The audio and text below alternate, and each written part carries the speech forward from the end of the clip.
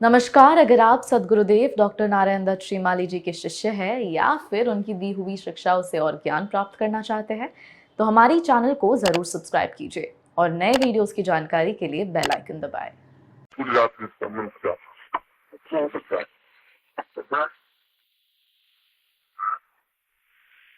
इसमें अन्नपूर्णा है, इसलिए सफेद वस्त्र धारण करें, सफेद आसन हो, उन्नी दक्षिण दिशा की ओर मुंह हो, केवल तेल का दीपक लगे और कोई विधि विधान की जरूरत नहीं। सारे खानी है बहुत तो जैसे गड़बड़ी नहीं जो उसने मैंने वही लिखवाया, साफ साफ लिखवाया बीच में। मगर यह मंत्र आप प्रयोग जरूर करें। ये सारे मंत्र मैं गृहस्थ के उपयोगी बता रहा हूँ। आप देखिए कि इन मंत्रों में कितनी ताकत है, और यह ताकत कि आप अपना कल्याण कर सकते हैं, दूसरों का भी। मतलब साधना का अर्थ तो इतना ही है कि हम सिद्धि प्राप्त कर सके, हम अपना आत्म कल्याण कर सके और दूसरों को भी पूर्णता दे सके। इसलिए यह काली बक्षस्थल साधना या अन्नपूर्णा साधना या काली अन्नपूर्णा साधना कही जाती है, जो कि महत्वपूर्ण है। फिर इसके गले में नरमुंडों की माला धारण की हुई है, और यह नरमुंड 24 नरमुंड है। इन 24 नरमुंडों का तात्पर्य मैं काली के नरमुंडों के कि मनुष्य के जीवन में 24 वृत्तियां होती हैं, कुल 48 वृत्तियां होती हैं। 24 पॉजिटिव होती हैं, 24 नेगेटिव वृत्तियां होती हैं। जैसे क्रोध, छल, झूठ, असत्य, व्यभिचार, पाखंड, ये नेगेटिव वृत्तियां हैं। प्रेम, दया, ममता, करुणा, स्नेह, ये पॉजिटिव वृत्तियां। तो कुल 24 वृत्तियां नेगेटिव होती हैं, 24 वृत्तियां पॉजिटिव होती हैं। तो नेगेटिव या विरोधात्मक मेरी प्रवृत्तियों का नाश हो सके, मुंड कट सके, इस प्रकार की कार्य साधना से उन वृत्तियों का समापन होता है। क्योंकि जितनी ही वे वृत्तियां समापन होंगी, उतनी मनुष्यता की दृष्टि से आदमी श्रेष्ठ बनेगा। मनुष्य किसको कहते हैं? मनुष्य उसको कहते हैं कि जो किसी को देख करके जिसकी आंख भीग जाए, किसी के दुख को देख करके जिसके हृदय में टेंशन पैदा हो जाए, चिंता पैदा हो जाए, किसी को उदास देख करके मन में ये रहे कि मैं इस उदासी को कैसे दूर करूं, इतना जिसमें अटैचमेंट है, वो मनुष्य कहलाने का अधिकारी है। मनुष्य 2 हाथ पांव वाला मनुष्य नहीं कहलाता। ऐसा मनुष्य कुछ नहीं होता कि जिसमें आंख में न प्रेम झलक सकता हो, न दया झलक सकती हो, न करुणा झलक सकती हो, न आंख में आंसू आ सकता हो। जिसके आंसू आ नहीं सकता, वो मनुष्य बनने का अधिकारी ही नहीं हो सकता। आंसू का मेरा मतलब रोना नहीं, आंसू का मतलब खिलखिला जाना, दुख को देख करके भीग जाना अपने आप में कि मैं क्या करूं, कैसे करूं, दुख को दूर कर दूं। ये छटपटाहट होनी चाहिए। अगर ये छटपटाहट नहीं है तो मनुष्य का ये स्वाभाविक वृत्ति होनी चाहिए, यह स्वतः जागरण होने की क्रिया होनी चाहिए। ऐसा नहीं कि दिखाने के लिए कि मुर्गी देख रहे हैं तो मैं उसको पूछूं भैया तुम क्यों रो रहा है, ऐसा कुछ नहीं है। ये जरूरी नहीं है, दिखावा कुछ नहीं है। ऐसा भी जरूरी नहीं कोई फोटोग्राफर को खड़ा कर दे कि बस अब मैं मतलब दिमाग लेकर आपको पहुंच रहा हूं, ऐसा नहीं। मन की वृत्तियां हो रही। और शास्त्रों में कहा गया है कि सामान्य, मध्यम और उत्तम कोटि के मनुष्य कौन से होते हैं, उसकी भी परिभाषा दी। सामान्य कोटि का मनुष्य वह जो केवल अपना और अपने परिवार की ही चिंता करता है, वह सामान्य कोटि का मनुष्य।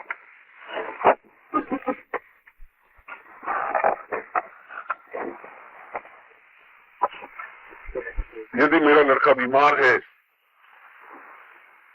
तो निश्चित रूप से रात भर नींद नहीं आएगी, बहुत चिंता रहेगी, किस डॉक्टर को दिखाऊं, उसको टेलीफोन करूंगा और दवा दूंगा, ये करूंगा ये करूंगा। मगर यदि मेरे पड़ोसी के लड़के बीमार है, मुझे कोई चिंता नहीं होती है, तो मैं सामान्य मनुष्य, ये परिवार। मध्यम मनुष्य वह कहलाएगा जिसको अपने परिवार के साथ साथ हाथ पड़ोस तो गांव की भी चिंता रहती है। गांव में कहीं कोई बीमार है, उसके मन में छटपटाहट होती है, चिंता होती है।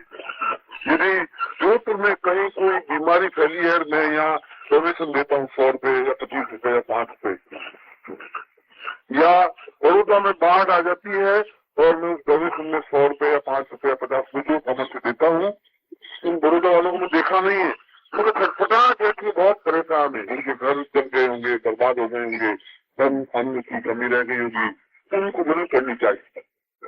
ये मध्यम पश्चिम है।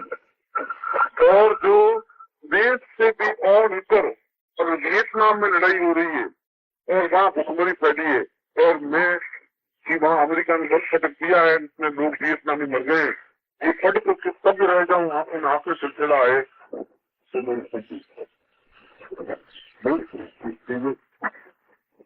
केवल अपना ही चिंतन करना पति का चला मनुष्य पति का चिंतन करता है वो नहीं। और ये मनुष्य तब आ पाती है जब नेगेटिव वृत्तियां शांत हो चुकी। मैं तुमने का पति इन्हें 24 नेगेटिव वृत्तियों को शांत करने के लिए आप बता दें। उसके बाद और दोनों पाँवों पर खड़ी चले हुए, क्योंकि एक पाँव धर्म का प्रतीक है और एक पाँव कर्म का प्रतीक है। मैं कर्म करता हुआ, धर्म में आस्था रखता हुआ जीवन में गतिशील होना चाहता हूँ, इसलिए नहीं रहना चाहता हूँ, कर्मशील होना चाहता हूँ, मगर धर्म के रास्ते के अनुसार मेरे धर्म ने जो मुझे आज्ञा दी है उसके अनुसार मैं कार्य करना चाहता हूँ। धार्मिक रहते हुए मेरे जीवन में पुण्य होगा, पुरुषार्थ होगा, हित स्मरण होगा, वाक्य स्मरण होगा, गुरु स्मरण होगा, ये सारा चिंतन जीवन में जरूरी है। ये धर्म और कर्म ये दोनों ही पुरुषार्थ स्वर्ग स्थित है और कई अर्थ में ताजी है। तो इसके साथ हाथ में दाहिना हाथ में ऊपरी मुद्रा में दोनों मुद्रा है, अभय मुद्रा है। अंगूठे को सभी को अंगूठे दबा करके जो मुद्रा बनाई जाती है ये अभय मुद्रा। आपने सन्यासी को दिखाई गए इस प्रकार से रहते भगवान विष्णु को आपने सपने दिलाते हुए साथ देखा होगा दोनों मुद्रा में।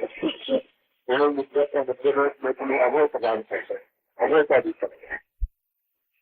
गाली तो भय, किसी प्रकार का भय नहीं हो जीवन में, न बीमारी का भय हो, न मृत्यु का भय हो, न आघात का, न किसी प्रकार का भय नहीं हो तो अभय प्रदान कर सकती है। ऐसी काली का मिलता है आगे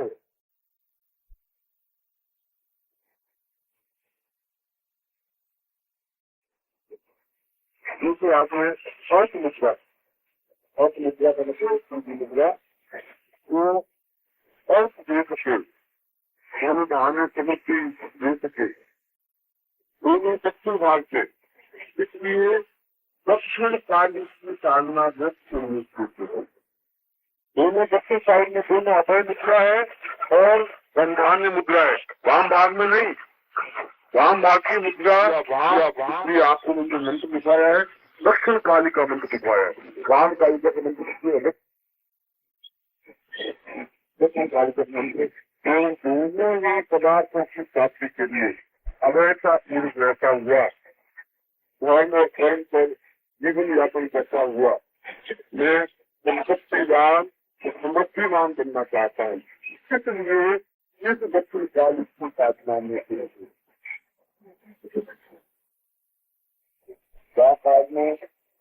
ऊपर प्रकार है, ज्ञान किया है, यह पदन करने की दिया है। जीवन से भी सभी प्रकार के सपने, क्या मेरे में हीनता है, क्या रोग है, तप है, अभाव है, पीड़ा है, पश्चात है, सपने है, है, ये सारे तत्वों को मैं व्यक्त करने के लिए तैयार हूँ उन पत्थरों पर निर्मूल करने के लिए तैयार हूँ। इस प्रकार की मुद्रा जो प्रदान कर सकती है और साथ ही साथ मैं मुंड युक्त सारा शरीर को मैं विदेह बनना चाहता हूँ। ये देह मेरी नहीं है। विदेह का मतलब है कि मुझे अपने शरीर से भी कोई मोह नहीं है। मैं ये मेरा जीवन का कुछ नहीं है, शरीर भी मेरा नहीं है। मैं तो बिल्कुल विदेह हूँ, अनासक्त हूँ, निर्लिप्त हूँ, निर्विकार हूँ। ये ब्रह्म की मूल पहचान है। और इस प्रकार से मैं पूर्णतः ब्रह्म बनता हुआ उस ब्रह्म में लीन हो जाऊं। इसलिए केवल इस कार्य की साधना के माध्यम से इस मुंड उस बात का प्रतीक है। फिर इनके पैरों के नीचे शिव, यहाँ पर आपको जो स्वरूप दिखाई दे रहा है वह शिव स्वरूप है। शिव रूपात्मक कैसा स्वरूप? शिव का मतलब है कल्याणकारी, सत्यम शिवम सुंदरम। जो सत्य है, जो शिव है, जो कल्याणकारी है। और जो कल्याणकारी नहीं है, अगर शिव में से शिव इकार निकाल दे, ई की मात्रा निकाल दे, तो पीछे रह जाएगा शव, मृत्यु, जिसमें प्राण नहीं है, जिसमें चेतना नहीं है। इसलिए एक मुर्दा कल्याण में तभी बन सकता है जिसमें इकार मात्रा हो, जिसमें शक्ति स्वरूपा हो। इसलिए शक्ति स्वरूप बनूं, शक्तिवान बन सकूं, अन्यथा केवल शव में इस सब को मैं अपने पांवों के नीचे दबाता हुआ पूर्णतः शक्तिमान बन सकूं, इस प्रतीक को उसने उस सब को अपने पैरों के नीचे दबाया है। सब जो गणित है, जो दुर्गंध युक्त है, जो बिल्कुल त्याज्य है, जिसमें कल्याण की भावना नहीं है, आप इस बात को समझें, जिसमें दूसरों के प्रति कल्याण की भावना नहीं है, वह सब है। वो क्या जिंदा हो सकता है, चलता फिरता हो सकता है, मगर जो दूसरों का हित नहीं कर सकता, दूसरों की भलाई नहीं कर सकता, दूसरों के लिए आंसू नहीं बहा सकता, वह जीवित जरूर है मगर शव है। ऐसे शव पैरों के नीचे रखते हैं, अन्यथा वह पूर्णतः शक्तिमान है, शिवमय है, जिसमें शक्ति की साधना है। इसलिए महाकाली साधना पूर्णतः शक्ति की साधना है। और शक्ति का मतलब बल नहीं, शक्ति का मतलब दूसरों को पीड़ा देने वाली भावना नहीं। शक्ति का मतलब मैं पूर्णतः पुरुषार्थ युक्त बनता हुआ, धर्म अर्थ काम मोक्ष को प्राप्त करता हुआ, जीवन की असीम सिद्धियों को अस्तित्व में प्राप्त करता हुआ जीवन के लक्ष्य तक पहुंच सकूं, यह काली साधना की मूल भावना है, मूल चिंतन है।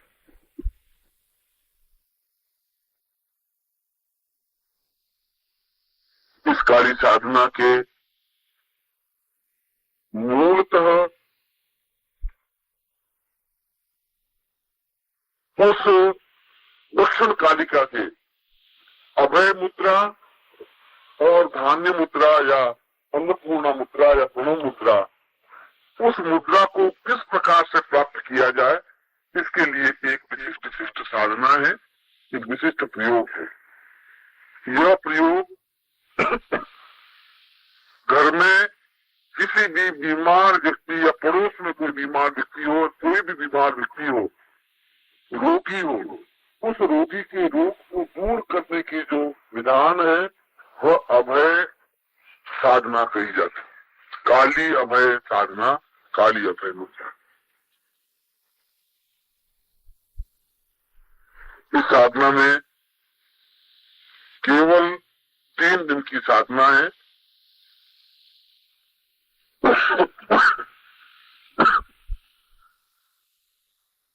रुद्राक्ष माला के माध्यम से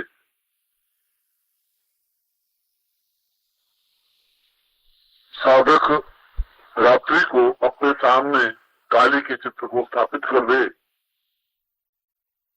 और किसी तांबे के पात्र में जल भर करके उसके सामने रख दे, ताम्र पात्र में, जिसमें 100 ग्राम पानी हो, 200 ग्राम पानी हो।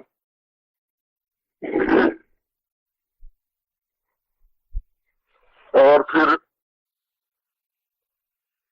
स्वयं में अभय मुद्रा को रखता हुआ मंत्र जाप करे। इस प्रकार से बैठे, ताल की मार करके या सुखासन में बैठ करके और अभय मुद्रा रख करके फिर मंत्र जाप करे। इसमें बाएं हाथ से माला फेरने का विधान है, दाहिना हाथ प्रणव मुद्रा करे। या केवल 1 घंटा 40 मिनट मंत्र जाप करे। अभी माला हाथ में नहीं ले तो लगभग 1 घंटा 40 मिनट मंत्र जाप करे, मगर यह मंत्र जाप रात्रि को संपन्न होगा।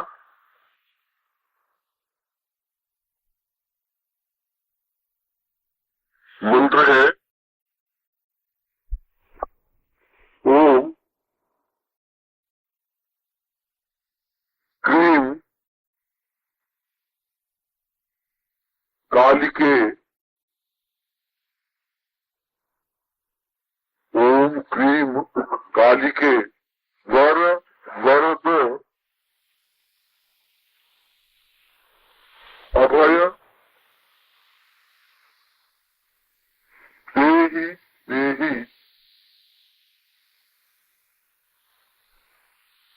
क्रीम फट।